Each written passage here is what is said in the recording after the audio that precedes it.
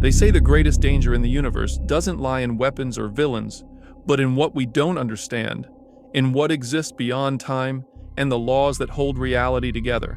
And what hides in the quantum realm is the most terrifying proof of that, because what began as a rescue mission ended in one of the worst tragedies of the multiverse. That's why today we'll talk about the quantum virus from the newly released Marvel Zombies series.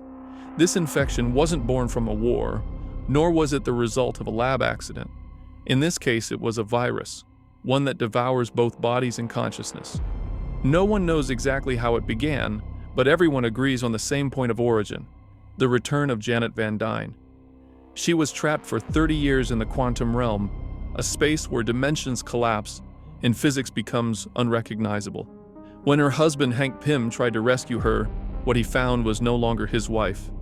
Janet had been infected by a quantum anomaly capable of altering the physiology of living beings and the consciousness of anyone who came into contact with it. Janet had become a zombie. When Hank tried to get close, she attacked him. In that moment, the virus found in them the doorway to cross the dimensional boundary.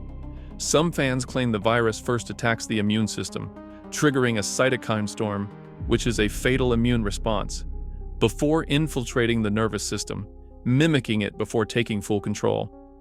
Others believe it spreads through the energy of the quantum realm itself, using dimensional patterns as a means of expansion within the body. But what everyone agrees on is its speed. The contagion is immediate. This virus doesn't behave like a conventional disease.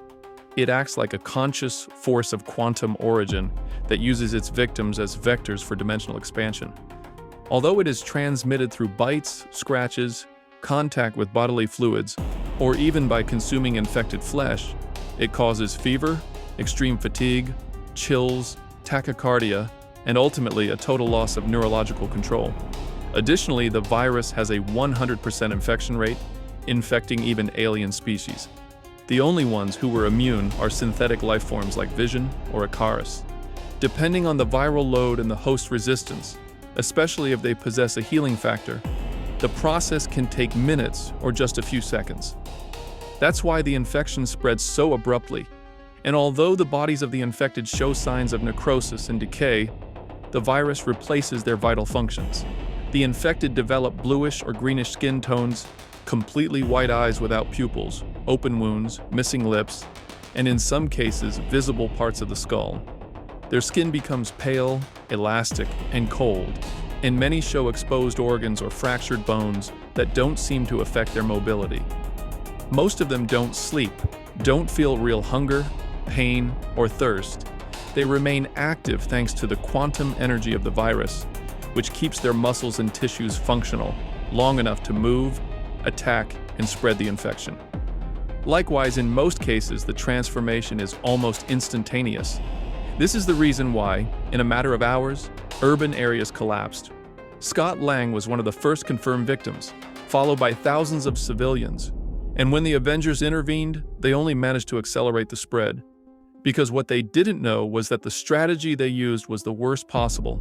They landed right in the middle of the epicenter, where hordes of zombies were waiting for them.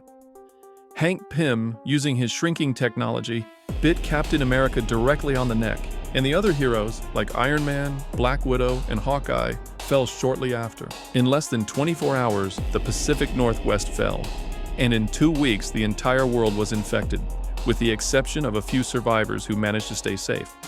It is speculated that the infection spread so quickly because the infected retained fragments of their memory and skill. Over time, some begin to remember how to use their abilities again, and that made them even more dangerous. A clear example of this is Hawkeye, who slowly regained his perfect aim, or Iron Man himself, who manipulates his armor with much more brutality and coldness. Captain America also becomes an unstoppable undead creature, turning highly aggressive, and even after being split in two, he remains a lethal fighter hungry for flesh.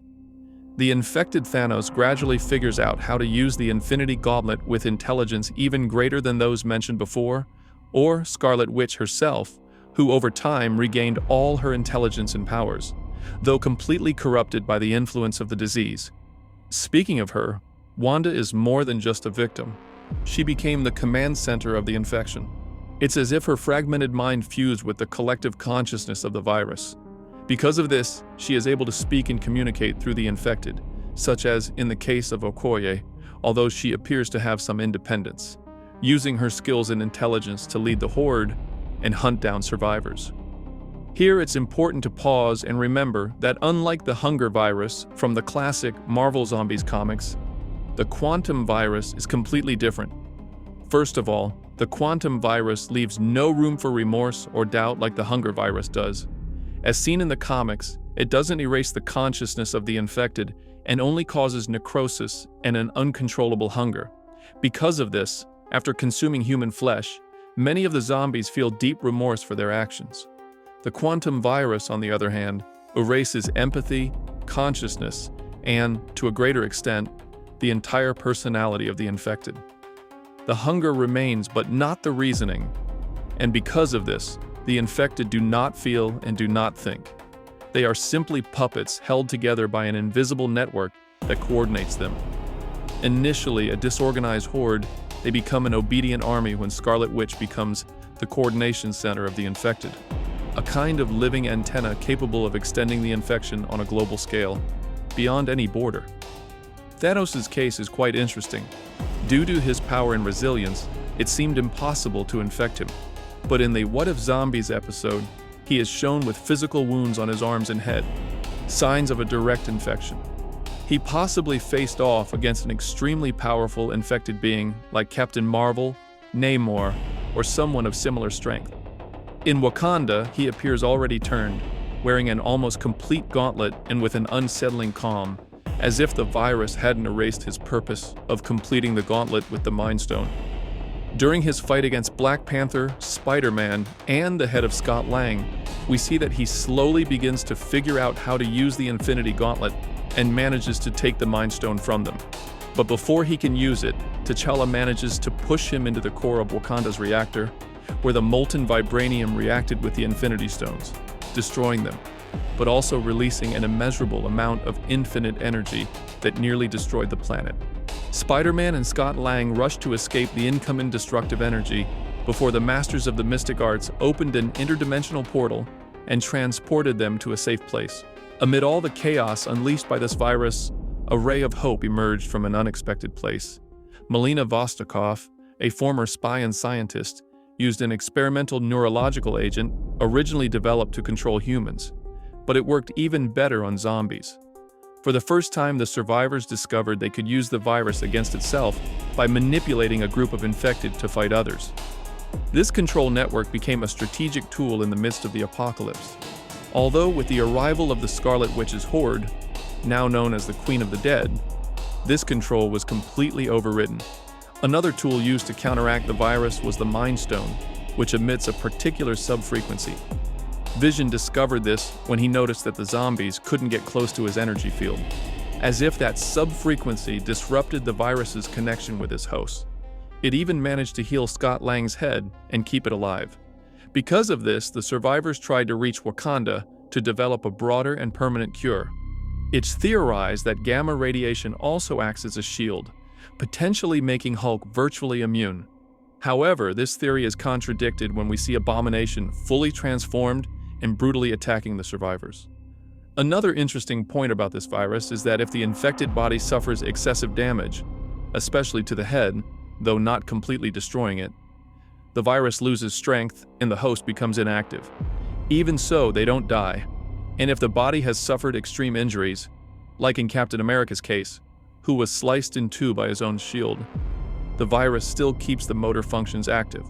This makes it a terrifying enemy, as it doesn't need functional organs to continue attacking. But beyond any power, the only way to stop them completely remains the most traditional, destroying their brain. Because even if their bodies keep moving, the virus still needs a neurological center to keep them active. Although the infected no longer need to eat to survive, the virus keeps them trapped in a state of constant hunger. It's not a hunger for food, but a psychological impulse that forces them to devour living flesh. Each attack and each bite brings no pleasure or relief. They're simply fulfilling the compulsion imposed by the virus. Because of this, the quantum virus is not just a biological threat. It's an alternative form of life, a multidimensional phenomenon that defies the laws of biology and not only alters flesh, but also corrupts consciousness, rewriting biology through quantum energy. Its existence represents a danger that transcends realities and could become an even greater threat if not contained, similar to what happened with the hunger virus. Let's hope a future season reveals this outcome. And with that, we've reached the end of this video. I hope you enjoyed it, and if you did, remember to give it a like, subscribe if you haven't already, and turn on the notification bell to stay up to date with all my new videos. I also want to give a special shout out to the channel members. Thanks to you and all of our viewers, we can keep diving into these kinds of disturbing and thought-provoking stories. Thank you so much for your ongoing support. And if you want to support the channel and get access to exclusive content, early videos, and other perks, I invite you to become a member. Just click the join button below this video. See you in the next one. Hey, don't go just yet. If you enjoyed this video, I've got another one I think you'll love. Check it out.